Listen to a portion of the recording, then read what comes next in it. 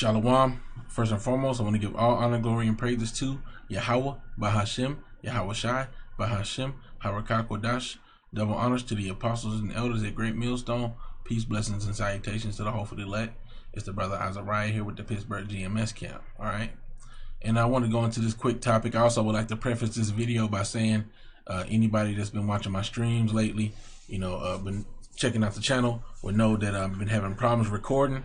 I finally got it somewhat situated, but I'm predicting that there's going to be some crackles and some pops in not only the audio of my microphone, but also the audio of the videos, because that's what I hear when I'm playing back. There's like crackling and popping a little bit here and there. So Lord willing, that doesn't distract from the lesson, and that the lessons are edifying. So what I'm going into now is this this video that the brother, the elder of the camp, the leader of the camp, Ariala, here in Pittsburgh, he posted in the chat, okay, and it's basically going to show how you black only Israelites don't have a leg to stand on, okay, and that the Lord's not dealing with you, right? So let's watch this little quick clip. I'm gonna get a few scriptures, Lord willing. This is edifying. Francis had a son called Isaac. Isaac had a son called Enoch. Enoch had a son called Edward. Edward had a son called Norman, and Norman had a son called Cedric, and that's me. And it's as direct as that. That's my family. So as you just saw, okay, he showed the picture in the beginning, okay. I just click back to it. Francis Barber was Samuel Johnson's manservant in the 1700s. Okay, Johnson made Barber his heir. Born a slave, he became a free man. Okay, and this is a picture of him, a portrait of him. And this is his descendant. This is his descendant, see? And if you notice, some of the names that he named his children were biblical names. Isaac, Enoch. You see? Let's hit play on that. Had a son called Enoch. Enoch had a son called Edward. Edward had a son called Norman, and Norman had a son called Cedric, and that's me. And it's as direct as that. That's my family tree. Right, so as you can see, that's his family tree. He can trace his lineage back to a so-called slave that was a freed man, which would make him, that became a free man, which would make him, for all intents and purposes, a Jake, okay? All right, that would make him a Jake. Now, of course, we don't know exactly if his, descendant may have been a Ter, whatever the case may be, but as far as we can judge off of that, he's more than likely an Israelite, okay? So, but what the point is showing you how, okay, you people that go off of the skin color based off of whether or not someone is an Israelite, you're completely off.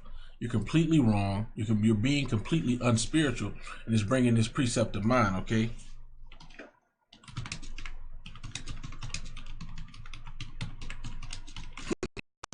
Because not only can you judge, but you're supposed to judge righteously. John 7:24. Judge not according to the appearance, but judge righteous judgment. Now, this is also going into not judging somebody because they look rich, oh, this person looks rich and this person looks poor. So, I'm not gonna minister unto this person or teach this person or have them, near to me, in the midst of the congregation learning, because they're a bummy, so to speak. They don't have rich looking clothing. Okay, this is also going into that. It's like, I got a bit of an allergy thing, congestion.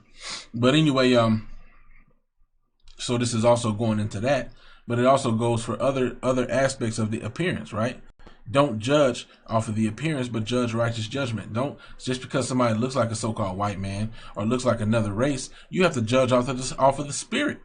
You have to judge off of the spirit. You can't just look at somebody and say, oh, you look like a Hamite, you a Hamite.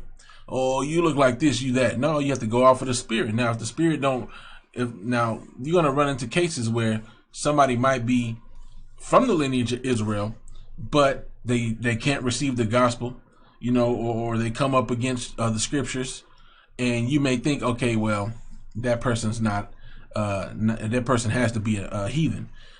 Sometimes that's the case. Sometimes they're just part of the 2/3 club, because the 2/3 ain't gonna be able to receive this no way. You see? But either way, okay, because like the apostle said, we out here for the elect. But either way, man, just goes to show you, okay, that you can't judge off of the appearance, but you have to judge righteous judgment. Okay, Jeremiah 12:9, and I believe this video was posted by Maccabee News, which I think this person, I don't know what this dude is. I don't know what this dude preaches. You know, I'm not gonna big him up or anything because he's got like a lot of things to other people's videos. Let me hit pause, like, you know, music and, you know, all this other stuff. You know,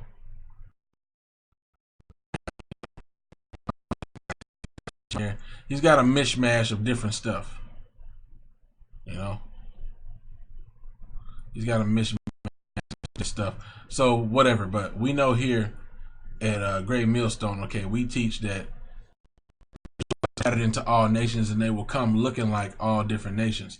So Jeremiah 12:9, let's get this. My heritage is unto me as a speckled bird. The birds round about are against her. Come ye, assemble the beasts of the field, come to devour. Okay, so my heritage is unto me as a speckled bird. A speckled bird has variation. And when you go into that word speckled, it actually, one of the words goes into variegated. Okay, variegated, having variety. Okay, and I guess I could get it briefly here just to prove it. Jeremiah 12, just to show and prove. Jeremiah 12:9. Let's get that word speckled. Okay, colored, variegated, speckled. Okay, variegated and speckled. Okay, now let's and when you get that word vary, I mean, you can even see in the beginning, vary, it varies. But when you go to variegated, okay, variety is what it's gonna say. You know, exhibiting different colors, especially as irregular patches or streaks, marked by variety.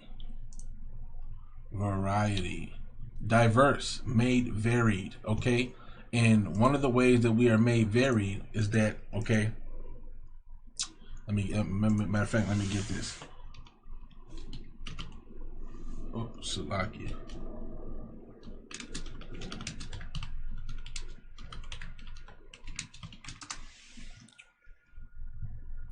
Being mixed among the nations is one of the ways that, okay, is one of the ways that we have become varied. Hosea 7:8, Ephraim, he hath mixed himself among the people. Ephraim is a cake not turned. So why is it talking about him mixing himself and then going into him being a cake not turned? Because if you're cooking a pancake or any type of cake, if you're cooking a tortilla, because flatbreads, there was a particular situation in the scriptures where a prophet came to a woman who only had a little bit of oil, a little bit of flour, and she was about to make the last little bit, and then she was going to go die, her and her son. And he told him, look, go make me a cake first and make yourself a cake. The cruse shall not fail and the flour shall not fail. And they ate off of that for a space of time through the spirit and power of Yahweh Shem Yahushua. He allowed them to continue to have food. He told her to go make a cake. Okay, so basically he told her to go make him a flatbread. Go make him a tortilla. Go make him an unleavened bread, right? So if you cook a tortilla on one side, no matter if it's a corn tortilla, flour tortilla, whatever, if you cook it on one side and you don't flip it, one side is going to be pale and the other side is going to be burnt and black and dark. So that's how, that's an example of how Ephraim is. And through being scattered into other nations, the other tribes have also have instances of this. Judah has very light skin and very dark skin, you know, in the same quote unquote tribe. Yeah, let's say tribe, because I was gonna say race. You know, they have light skin and dark skin in the same tribe. You see, same with the Haitians, so to speak, which would be the tribe, of Levi. Okay, and so on and so forth. You know, Benjamin and so on and so forth, man. Okay, you can see that being played out, and here's an extreme example of through the generations. Okay, this man, okay, his descendant is a slave. It's what you would call a so-called black man.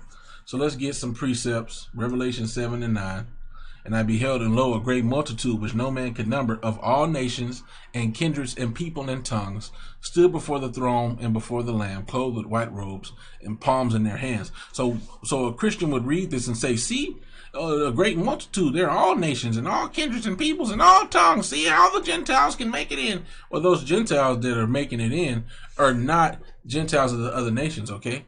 Those Gentiles are the Israelite foreigners, okay? The Israelite foreigners that were cast off heathens because they took on the heathenistic customs.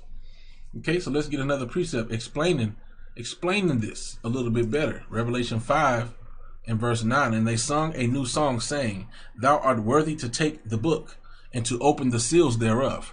For thou wast slain and hast redeemed us to the Most High by thy blood, out of every kindred and tongue and people and nation. So he's pulling his elect out of these nations. He's sifting them. And let's get that scripture, okay? I will sift the house of Israel. Amos 9 and 9. For lo, I will command, and I will sift the house of Israel among all nations, like as corn is sifted in a sieve, yet shall not the least grain fall upon the earth. So right now, he's putting this truth out there to sift and test and see who's going to be worthy. Of course, he already knows who's going to be worthy, but the word is sifting out. Okay, all the undesirables are going to fall through the cracks. Okay, and those that are of the elect are going to stay in that basket, so to speak. They're going to remain in the sifter, you know, and it will not fall upon the earth, which falling upon the earth, you know, it's like you're going to be trodden down underfoot. You're going to be destroyed. See? But the least grain is not going to fall. So even the most, you would deem as the weakest of the elect, so to speak, are going to make it because the Lord have purpose to save them. Okay? So he's sifting them among all nations because we're in all nations. See? And he's trying to see, okay, who's going to be my elect? Like I said, he knows already, but I'm just using that to put it in our terms. You know, he's testing them to see if they're going to make it. You see? Among all nations, because that's where he scattered us. All right? So let's continue. All right. And I also I want to get that word redeemed, which it really didn't go into exactly because okay, which kind of makes me believe, you know, like I believe it's already been said by the apostles. If I'm mistaken, then correct me. But I believe for myself, and also I believe that the apostles have said this, that the New Testament was first written in Hebrew and then written in Greek. Now that's not something that you're going to be able to confirm when you go look at what Esau says, because Esau is going to tell you no. But this sentiment that's pushed forth in this scripture, Revelation 5 and 9, where it says, okay, for thou wast slain and hast redeemed us to the Most High by thy blood out of every kindred and tongue and people and nation. When you go into that word, let's hit play on it. Strong's G59, agarazzo. And I heard it popping and clicking myself. So Salakia for that, you know. This is what I have to work with right now, pops and clicks and stuff. So Lord willing, you know, this is edifying and it sounds okay. But anyway, that word agarazo, it says to be in the marketplace, to attend it, to do business there, to buy or sell, of idle people, to haunt the marketplace. This don't sound nothing like that. What does this have to do with redeeming somebody, right? Now, when you go into that word, when we're going to redeem, okay, or when you go into the word buy here, let's get that word. Matter of fact, let's get it here. Okay, let's get it here. We close this. Bow, and bow. Let's close all this, right? Now let's go to Deuteronomy 28. Okay, let's go to Deuteronomy 28. And then we're going to go straight down to the bottom. Okay. All right. And no man shall buy you. See what this word buy means. Buy means quana, to acquire, to possess. Of God creating, redeeming his people. of redeeming his people. You see? To procure by purchase, to attain, okay, to recover, to redeem.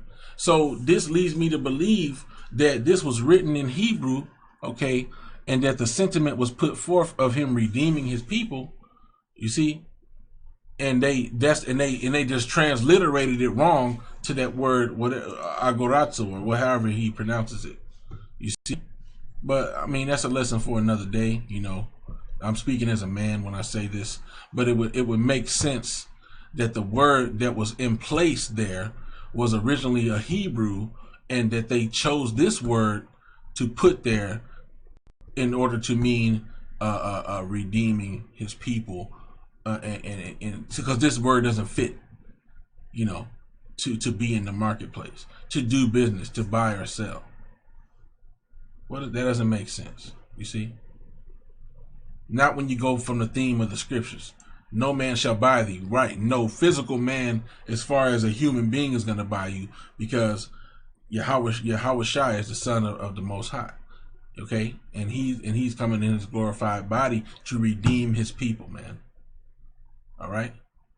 So, hey, I just want to go into that real quick. Hey, Lord willing, this is edifying. I want to give all honor, glory, and praises to Yahweh, by Hashem, Yahweh Shai, by Hashem, Harakah Kodash. Double honors to the apostles and the elders at Great Millstone. And peace, blessings, and salutations to the hopefully elect. All right. With that, I'm going to say shalom.